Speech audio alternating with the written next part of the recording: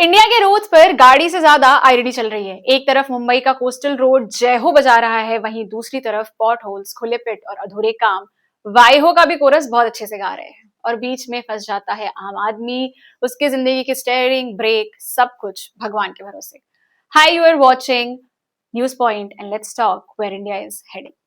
सबसे पहले आपको म्यूजिकल रोड के बारे में बताते हैं। आई एम श्योर आपने इंस्टाग्राम पर अब तक तो ये देख ही लिया होगा। वैसे यहाँ इंडिया की दो आईडी दिखाई देती है। एक फ्रेम में मुंबई का म्यूजिकल कोस्टल रोड, जहां टायर्स भी सुर छेड़ते हुए नजर आ रहे हैं। वहीं दूसरी फ्रेम में नोएडा का 30 फीट डीप पानी से भरा एक पिट, जहां 27 साल के टेकी युवराज मेहता 90 मिनट तक जिंदगी की मदद की गुहार लगाते हैं। सिस्टम उन्हें फेल करता है और उनकी मौत हो जाती है। वहीं दिल्ली के जनकपुरी की भी सेम कहानी है। 25 साल का एक बाइकर कमल दयानी हेलमेट और राइडिंग जैकेट पहनने के बाद भी एक खुले पिट में गिर जाता है और उसकी मौत हो जाती है। और बैकग्राउंड में हम सिर्फ और सिर्फ सरकारी नंबर से सुन पा रहे हैं, जो कह रहे हैं कि 2020 से 2024 के ही बीच में लगभग 9,438 लोगों की जान इस वजह से गई है। मतलब अगर आप रोज का हिसाब लगाएं तो कम से कम हर दिन 6 से ज्यादा लोगों की मौत हुई है। और उसका रीजन क्या? सिर्फ ये कि रोड ठीक नहीं था। सवाल बहुत सिंपल सा है, लेकिन थोड़ा सा तो अनकंफर्टेबल है ही। इंडिया का रोड सिस्टम किस लिए डिजाइन कर रहे हैं हम? गाड़ी के कंफर्ट के लिए या आम आदमी की जिंदगी के लिए? हम म्यूजिकल रोड के ग्रूव्स मिलीमीटर तक मेजर कर सकते हैं, लेकिन क्या हम पॉट होल्स, कोलैप्स होते हुए ब्रिजेस और फेल होते हुए रेस्क्यू सिस्टम की जिम्मेदारी भी नहीं उठा पा रहे हैं? एक तरफ 500 मीटर का स्ट्रेच परफेक्टली ट्यून्ड है, दूसरी तरफ पूरे देश की सेफ्टी का स्कोर बिल्कुल आउट ऑफ ट्यून है। मुंबई के म्यूजिकल रोड की बात आपको थोड़ी डिटेल में बता देते हैं। मुंबई के धर्मवीर स्वराज्य रक्षक छत्रपति संभाजी महाराज कोस्टल रोड, इतना बड़ा तो सड़क का नाम है और लेंथ भी लगभग 500 मीटर ही है, जिसको एक म्यूजिकल स्ट्रेच बनाया गया है। कॉन्सेप्ट सिंपल सा है। रोड पर स्पेशली डिजाइन ग्रुप्स कट किए गए हैं और अगर आप वहां पे 60 से 80 किलोमीटर पर आवर के बीच में ड्राइव करेंगे तो एक अलग तरह की वाइब्रेशंस क्रिएट होंगी और उस वाइब्रेशंस की वजह से केबिन के अंदर ए आर रहमान का जय हो सुनाई देता है। ये technology Hungary, Japan, south Korea जैसे देशों से इंस्पायर्ड है। इंजीनियर्स ग्रुप की डेप्थ, डिस्टेंस, फ्रीक्वेंसी सब कैलकुलेट कर चुके हैं। 1 सेंटीमीटर इधर उधर हुआ तो पूरा का पूरा ट्यून बिगड़ जाएगा। साइन बोर्ड्स लगाए गए हैं। 500 metres ahead musical road, maintain the speed of 60 to 80 kilometre per hour. वैसे सब कुछ स्क्रिप्टेड है यहाँ पे। स्पीड स्क्रिप्टेड है, एक्सपीरियंस स्क्रिप्टेड है, इंस्टाग्राम की रील्स भी कुछ हद तक स्क्रिप्टेड ही है। सुरों के साथ कोई कॉम्प्रोमाइज नहीं करेंगे हम। कॉम्प्रोमाइज करेंगे तो सिर्फ और सिर्फ लोगों की सेफ्टी पर। सेफ्टी की बात कर ही रहे हैं तो आपको युवराज मेहता का केस भी याद दिला देते हैं। जनवरी 2026, बहुत ज्यादा दिन नहीं हुए हैं। एक टेकी अपने घर लौट रहा है। ग्रेटर नोएडा के पास एक अंडर कंस्ट्रक्शन साइट चल रही है। रोड के किनारे 20-30 फीट का पानी भरा हुआ एक पिट है। प्रॉपर लाइटिंग नहीं है, इफेक्टिव बैरिकेड्स नहीं है, कुछ भी नहीं है। 27 साल का वो टेकी इंजीनियर युवराज मेहता गुड़गांव से घर लौट रहा है। फॉग हैवी थी, विजिबिलिटी लो थी। उसकी कार डैमेज बैरियर क्रॉस करके सीधा पिट में गिर गई। रिपोर्ट्स के मुताबिक युवराज कार से बाहर निकला। लगभग 90 मिनट तक उसने जिंदगी के लिए गुहार लगाई। वो उसकी छत पर चढ़ गया, फोन का टॉर्च जलाया, कॉल्स की, चीखा, लेकिन इन सब के बावजूद भी हम उसे बचा नहीं पाए।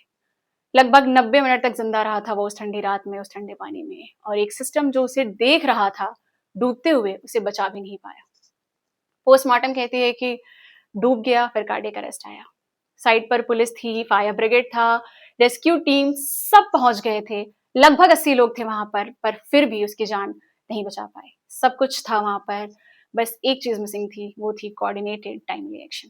कोई ट्रेन डाइवर रेडी नहीं, कोई इमीडिएट डिसेंट नहीं, डिसीजन का पैरालिसिस। युवराज के फादर ने इसे इंस्टीट्यूशनल फेलियर कहा है। मुंबई में लिखा होता है कि maintain 60 to 80 kilometre to hear Jai Ho. एक बैरिकेड्स, एक साइन अगर वहां पे भी लगी होती तो शायद किसी की जान बच जाती। नोएडा में तो इनविजिबल बोर्ड शायद ये कहता है, maintain low expectations if you want to live. Yuvraj की बात तो हमने कर ली, अब आपको सेम एक और कहानी सुनाते हैं, डिफरेंट येट रिलेटेड सिटी में। चलिए आपको दिल्ली लेके चलते हैं।